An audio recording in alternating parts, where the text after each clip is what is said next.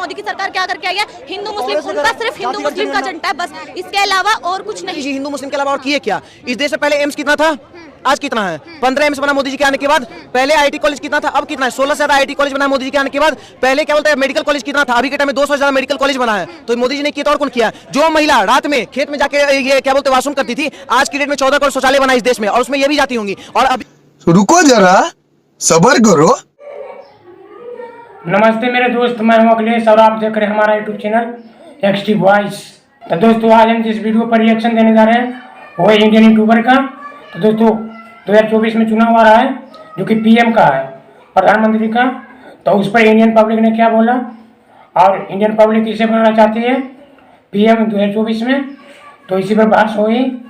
तो पहले आइए वीडियो देखिए, फिर मिलते हैं वीडियो के अंत में। की सरकार आनी चाहिए 2024 में, केजरीवाल की, क्योंकि मोदी स्टार्टिंग से मोदी की सरकार क्या करके आई है? हिंदू मुस्लिम, उनका सिर्फ हिंदू मुस्लिम का एजेंडा है बस, इसके अलावा और कुछ नहीं करवा सकती मोदी सरकार। कब तक जीते? जब तक उसने हिंदू मुस्लिम करवाया, स्टार्टिंग से वो यही करवाती आई है, हिंदू मुस्लिम हिंदू मुस्लिम। इसके अलावा मोदी सरकार के पास आप एक पॉइंट बता दो कि मोदी सरकार ने ये पॉइंट किया है। मोदी सरकार का एक पॉइंट बता दो, कुछ शिक्षा के ऊपर दिया हो कोई पॉइंट ऑफ व्यू, या कोई अदर, या किसी जॉब के लिए, या किसी भी रिगार्डिंग मोदी सरकार के हिंदू मुस्लिम के अलावा कोई पॉइंट ऑफ व्यू नहीं है। तो इसलिए मेरे लिए इसमें लगती है आपकी जिनके पास इसके अलावा पॉइंट केजरीवाल के पास है। केजरीवाल ने देखो दिल्ली में कितना कुछ करवाया, शिक्षा के लिए, हॉस्पिटल के लिए, हर चीज करवाई है। मोदी ने क्या करवाया? मोदी ने क्या करवाया? मोदी ने क्या करवाया? मोदी ने सिर्फ राम मंदिर पे पैसा खर्च, मोदी ने सिर्फ राम मंदिर पे पैसा खर्च किया है, सिर्फ राम मंदिर पे, और कुछ नहीं किया। अगर उसकी जगह पे वही कोई गवर्नमेंट कॉलेज या हॉस्पिटल वगैरह। एक बात बताओ, एक बात पहले आप बताओ, क्या नाम हुआ पहले आप? खुशी। खुशी राम मंदिर में पैसा किसका लगा है? हमारे हम जैसों का लगा है, गरीबों से जो लूट के पैसा लगवाया था ना वही लगा। हाँ जी, हाँ जी। आप कितना पैसा राम मंदिर के नाम पे दी है ये बताइए?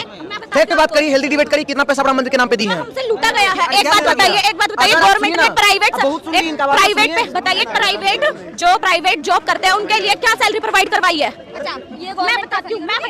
मैम का कहना है पहली बात तो इनका नाम खुशी है, ठीक है, और समझ सकती है किस आइडियोलॉजी का बात कर रही है। अब सुनिए, मैम कह रही है मोदी जी हिंदू मुस्लिम के अलावा और किए क्या? इस देश में पहले एम्स कितना था, आज कितना है? 15 एम्स बना मोदी जी के आने के बाद। पहले आईटी कॉलेज कितना था, अब कितना है? 16 से ज्यादा आईटी कॉलेज बना मोदी जी के आने के बाद। पहले क्या बोलते हैं मेडिकल कॉलेज कितना था, अभी के टाइम में 200 से ज्यादा मेडिकल कॉलेज बना है। तो मोदी जी ने किया तो और कौन किया? जो महिला रात में खेत में जाके ये क्या बोलते वॉशरूम करती थी, आज की डेट में 14 करोड़ शौचालय बना इस देश में, और उसमें ये भी जाती होंगी। और अभी के टाइम में जो लोग जो कहते हैं कि मोदी जी कुछ किए नहीं है, भाई आपके बाप दादा को सम्मान निधि योजना के तहत पैसा मिल रहा है, किसान सम्मान निधि योजना के तहत, आपकी माँ को उज्ज्वला योजना के तहत सिलेंडर मिल रहा है, और आपके दादा दादी को 3 महीना पहले पेंशन मिल रहा है। और तब आप अडानी का सिम यूज करके, अंबानी का सिम यूज करके बोलते हैं मोदी चोर है। क्या चोरी कर लिया? आप सुन लीजिए, आंसर सुन लीजिए मैम। आप थोड़ा सोनिया गांधी कर दी होंगी। अब सुनिए मैम, इन लोग का यही तो आइडियोलॉजी। सबसे पहले तो खुशी इनका नाम था, इसमें हंसी इसलिए है क्योंकि इनके लिए पता क्या बोलेगा, इनका जीना श्राप था, इनका मरना पाप था, क्योंकि बाबर इनका बाप था। इस देश में नाम है खुशी, नाम है सनातनी नाम है, और तुम राम मंदिर के खिलाफ क्यों बोल रही हो? तुम बीजेपी का विरोध करो, कोई दिक्कत नहीं है, तुम कांग्रेस का विरोध करो, कोई दिक्कत नहीं, जिसका विरोध करना है करो। अरे भाई, तुम राम मंदिर के ऊपर तुमको क्या प्रश्न लगा हुआ है? राम मंदिर पे क्यों सवाल उठा रही है? इस देश में जब तक सरकार ने पैसा लगाया ना, एक नहीं, वो हमारा पैसा गया है। इस देश में ये लोग का सेक्युलर हिंदू का इतना औकात नहीं है 1 रुपया भी राम मंदिर के नाम पे दे, ठीक है? हम दिए, हम खुश हैं और एकदम मेरा पैसा सही जगह गया। अगर हम लोग आज के डेट में टैक्स पे कर रहे हैं एज आम जनता के नाते, तो हम लोग को इतना सारा इंफ्रास्ट्रक्चर मजबूत करके मिल रहा है, ठीक है? नया सड़क निर्माण हो रहा है, डेली 37 किलोमीटर सड़क बन रहा है, तो भाई हम लोग टैक्स दे रहे हैं, उसका फल हम लोग को मिल रहा है, क्या दिक्कत है? अब रही बात इन लोग को राम मंदिर से भी दिक्कत है। भाई एक बात बताइए, बार-बार बोल रही थी हिंदू मुस्लिम की है मोदी जी।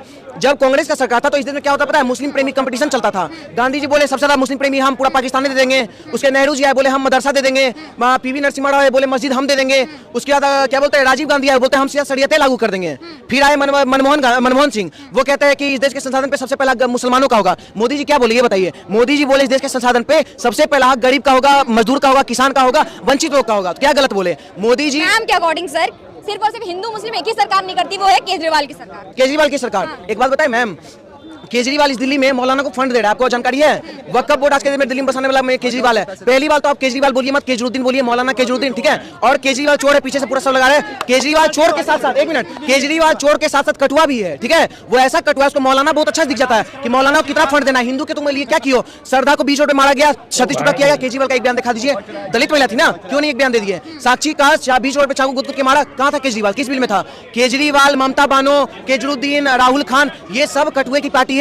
अगर बीजेपी अभी राम का नाम लेकर चल रही है, राम नीति से लेकर राष्ट्र नीति तक अगर काम कर रही है, तो देश का जनता मोदी जी को समर्थन करता है। क्या चाहिए मैम? एक बात बताइए, देश खरीदा कौन?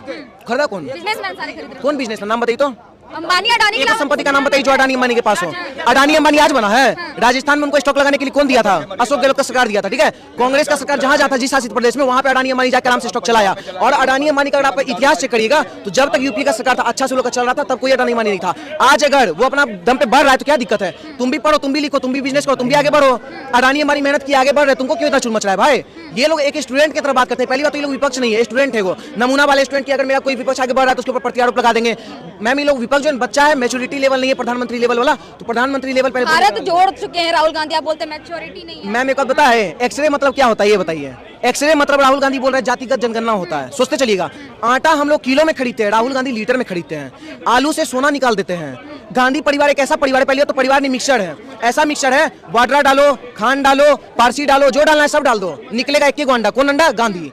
तो भाई इस देश में लोगों को पता है कि राजनीति कैसे करना है। गांधी का नाम ले लो, चाहे वो फिरोज खान आके चढ़ जाए, चाहे कोई आके कर दे, लेकिन रहेगा गांधी पैदा होगा। तो आपको बता दें मैम, ये लोग पहली बात तो राहुल गांधी जो मैच्योरिटी लेवल हम बोल रहे हैं नहीं है, उसको भी बहुत ज्यादा मैच्योर होने का जरूरत है। कभी भारत तोड़ो यात्रा, कभी भारत तोड़ो अन्याय यात्रा, कुछ से कुछ यात्रा निकाला है। मोदी जी शपथ पे शपथ लेते रहे। न्याय दिलवाते जोड़ रहे हैं तो आप उससे कुछ बोल रहे हैं। मैम बोलिए पहले अपनी मम्मी को न्याय दिलवा देने के लिए, मम्मी बोलते सॉरी अम्मी को, अपनी अम्मी को तो न्याय दिलवा दो, अपना बाप को तो न्याय दिलवा दो। अपने बाप का पुश्तैनी सीट अमेठी हार जाते हो, एक बाप का औलाद लड़के दिखा दो, वहाँ पे जीत के दिखा दो ना। अमेठी में तुम लड़ नहीं पा रहे हो, रायबरेली में तुम्हारा सोनिया गांधी का कोई पूछा है नहीं, यूपी में पूरा बाबा का बुलडोजर चल रहा है छाप छाप के, काहे नहीं कर लड़ लेते हो? अपना बाप की जगह पे तुम खड़े नहीं हो पा रहे हो, बोलते हो मोदी को हरा देंगे।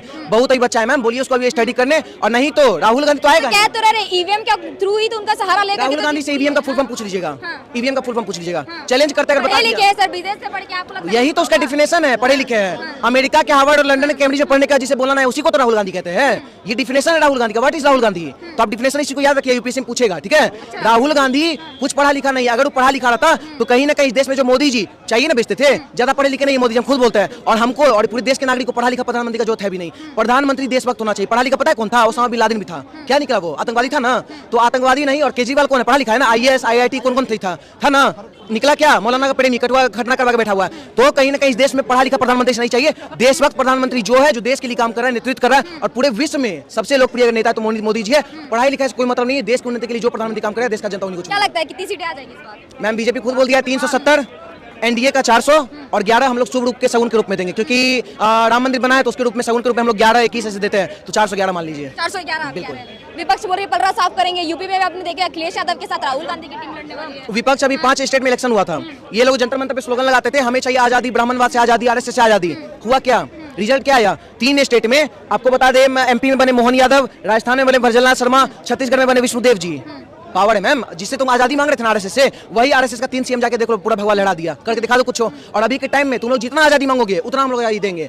अभी जैसे फार्मर प्रोटेस्ट में बोल रहा है ना खालिस्तान चाहिए, तो वैसे ही खालिस्तान जो पंजाब रियल में सिख जो है, रियल सिख, वो लोग डंटा पे सरसों तेल लगा के और उस पर लिख दिए खालिस्तान। जहां जहां ये लोग बोलेगा वहां दिया जाएगा, चाहे अखबार हो, पिछवाड़ा हो, चाहे मुंह में हो, जहां बोलेगा वहां खालिस्तान देंगे। और मांगो हमसे आप खालिस्तान। तो युवा है, राहुल गांधी रोजगार दिलवाने की बात कर रहे युवाओं को, तो आपको नहीं चाहिए रोजगार? वो पता है कौन सा रोजगार दिलाने की बात कर रहे हैं? जो रोजगार पहले खत्म हो गया, पता है कौन सा? जो 250, 300, 500 में पत्थर फेंकने वाला रोजगार था, ये रोजगार आज के में खत्म हो गया। अब उनको वही रोजगार वापस चाहिए, ताकि सैनिक 370 जो हटा है उसको वापस ले आए, वहां पे सैनिक पथराव करे। आम जनता जो देश में यहाँ घूम रहे हैं, जैसे मान लीजिए यहाँ खड़े हैं, इस दिल्ली में यहाँ पे भी जहाँ खड़ी है, यहाँ पे बम फट चुका है, ठीक है ना। अक्षरधाम पे बम ब्लास्ट हो चुका है, हर जगह बम ब्लास्ट होता था कांग्रेस सरकार में। आज के डेट में अगर देश सुरक्षित है, हम लोग पेट्रोल, बेरोजगारी, महंगाई और लहसुन प्याज अदरक के लिए लोग वोट नहीं देते। हम लोग राष्ट्र की अखंडता, देश सुरक्षित हो इसलिए, सेना मजबूत हो इसलिए वोट देते हैं, और वो काम मोदी जी सिर्फ कर रहे हैं। विपक्ष तो कह रही है कि अभी युवाओं के मन में राम नाम पुट कर दिया जा रहा है और रोजगार और सब चीज से दूर कर रहे हैं। मैम देखिए एक बात बताए, राम का अगर हम नाम लेते हैं तो पॉजिटिव एनर्जी मिलता है, ठीक है। और हम लोग पढ़ भी रहे, लिख भी रहे, सब चीज कर रहे हैं। पूरे श्रीनगर में सबसे पढ़ा लिखा कम्युनिटी कौन था? हिंदू था ना, मार के भगा दिया। कश्मीर पंडित था, मार के भगा दिया गया। पूरे अफगानिस्तान में सबसे पढ़ा लिखा कम्युनिटी कौन था? हिंदू था, मार के भगा दिया गया। तो मैम एजुकेशन एक अपने जगह, धर्म शास्त्र अपने जगह। अगर हम लोग धर्म शास्त्र को लेकर चलेंगे तो हमारा स्टडी ऑलरेडी बचा रहेगा। नहीं तो सोचिए ना, इतने सारे कश्मीरी पंडित थे, जब मारने गया तो काहे नहीं आईएएस ऑफिसर के बचा लिया? सुप्रीम कोर्ट था ना, काहे नहीं बचा लिया? लास्ट में ना एट द सेम टाइम आपका अपना हथियार काम आएगा, आपका अपना बल काम आएगा। तो इसलिए पहले धर्म और शास्त्र और शास्त्र का जानकारी रखना जरूरी है, पढ़ाई लिखाई बाद में करते रहे। तो दोस्तों आपने पूरा वीडियो देखा कि कैसे एक लड़की मोदी को विरोध कर रही थी और राम मंदिर को विरोध कर रही थी। तो इसी पर एक लड़का ने क्या बोला, उसका मतलब दोस्तों की मुंह ही चुप करा दिया कि तुम सब पर बोल लो पर राम मंदिर पर कभी भी मत बोलना। ये बात सही है दोस्तों कि हिंदू का धार्मिक स्थल है, इस पर किसी को टिप्पणी मत करना चाहिए। किसी के धार्मिक स्थल पर टिप्पणी नहीं करना चाहिए। राजनीतिक अलग जगह है और धर्म अलग जगह है। तो दोस्तों आप क्या समझते हैं और 2024 में आप किसे लाना चाहते हैं पीएम के रूप में?